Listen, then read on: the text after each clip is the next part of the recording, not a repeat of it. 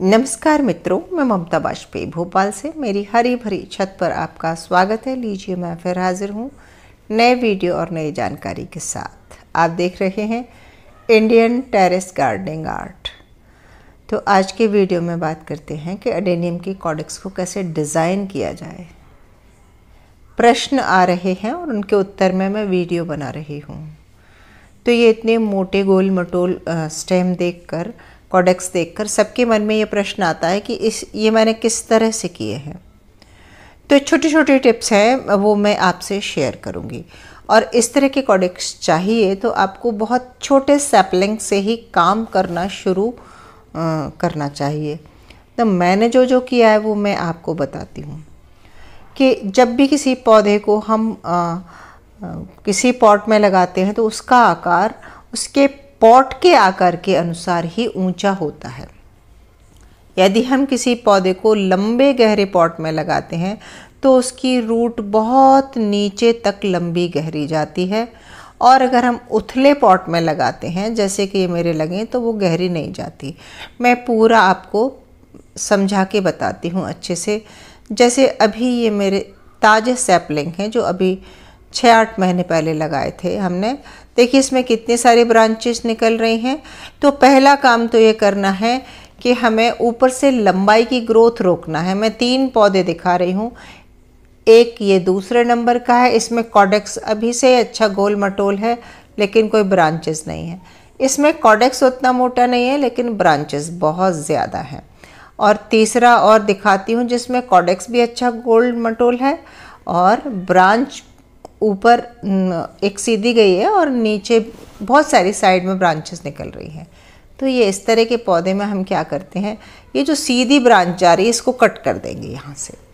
तो हमारी जो आसपास की छोटी छोटी जो ब्रांचेस हैं ये बढ़ेंगी और पौधा एक पेड़ की तरह हो जाएगा। इसमें हम क्या करेंगे कि ऊपर से 1 इंच लेकर कट कर देंगे तो साइड से कॉडेक्स से अपने आप बहुत सारी ब्रांचेस निकल आएंगी। और इसमें भी हम वही करेंगे, सीधी जा रही ब्रांच कट कर देंगे। तो हमने इस एज से ही काम करना शुरू किया, तने में ऊपर की तरफ स्टेम में काम कर रहे हैं, लेकिन हमें रूट पे भी काम करना है। देखिए इनके गमले काफ़ी गहरे हैं, लंबे लंबे हैं। जो मेरे अडेनियम आप देख रहे हैं ना आज बड़े बड़े, उनको मैं उनका वो छोटे में कैसे थे वो क्लिप भी मैं आपको दिखाऊंगी वीडियो के अंत में। ये देखिए आजकल मैंने ग्लास में लगा रखे हैं। अब जो पॉट होता है उसी में हम लगा देते हैं। ग्लास जितना लंबा है तली में उतनी लंबी जड़ चली जाएगी। तो जितनी लंबी नीचे गई है जड़ उतनी ऊपर ग्रोथ हो जाएगी। तो आपको अगर लंबा पौधा नहीं चाहिए तो आपको पॉट साइज भी गहरी नहीं लेना है। चपटा पॉट हो जिसकी ऊंचाई 4 इंच 3 इंच से ज़्यादा नहीं हो, लेकिन चौड़ाई होना चाहिए। उसमें चौड़ाई होने से मिट्टी भरपूर मिलेगी। ये देखो नीचे तक आपको रूट्स दिख रही हैं। तो नीचे एक लंबी टैप रूट चली गई और ऊपर भी लंबा हो गया। जब नीचे टैप रूट जाएगी, नीचे तरफ लंबी होने की उसको जगह मिलेगी तो कॉडेक्स मोटा नहीं होगा। कॉडेक्स मोटा तब हो जाता है जब रूट को नीचे जाने की जगह नहीं मिलती और ऊपर ग्रोथ के लिए भी बहुत ज़्यादा मतलब ब्रांचेस, सीधी ब्रांच नहीं है कोई, मल्टी ब्रांचेस हैं तो वो थोड़ा थोड़ा सब में उसकी ग्रोथ डिस्ट्रीब्यूट हो जाती है और धीरे धीरे करके कॉडेक्स बड़ा होता है। और एक सबसे महत्वपूर्ण बात कि समय चाहिए, तत्काल कुछ भी नहीं होगा, कुछ वर्षों का समय चाहिए। अडेनियम की ग्रोथ बरसात के दिनों में बहुत अच्छी होती है क्योंकि बरसात के पानी में नाइट्रोजन होता है। ये देखिए एक और पौधा देखिए, ये और भी लंबा जा रहा है। क्यों जा रहा है कि मैंने इसको पॉट तो लंबा दिया ही है और ऊपर से प्रूनिंग भी नहीं की तो वो सीधा लंबा चला गया। ये एक पॉट देखिए आप, ये इन सारे पॉट से अलग है क्योंकि ये देखो खिल रहा है फूल। और पॉट देखिए आप, इसका अच्छी फ्लावरिंग हो रही है और ऊंचा कितना है, मुश्किल से 2-2.5 इंच के आसपास इसकी ऊंचाई है। और इसमें कॉडेक्स अपने आप बन गया क्योंकि चपटा पौधा है, रूट को नीचे सीधे जाने की जगह नहीं मिली। ऊपर से हमने प्रून कर दिया तो उसकी ग्रोथ कॉडेक्स ने ले ली, पूरी कॉडेक्स मोटे हो गए। ये मैं अपने अनुभव से बता रही हूँ। यदि आप ऊपर और नीचे सीधा बढ़ने देंगे पौधे को तो उसका कॉडेक्स फूल के मोटा नहीं होगा।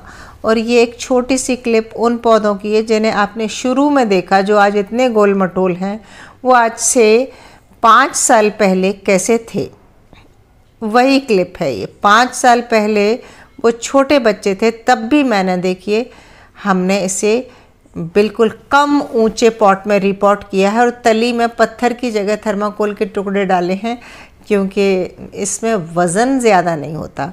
और इतने सारे थर्माकोल के टुकड़े डालने से एयर पॉकेट्स बन जाती हैं और आसानी से, देखो ये ऐसे उसमें लगाया है ना, ये आपको विश्वास हो रहा है ये वही बच्चा पौधा है जिसे आपने शुरू में देखा था।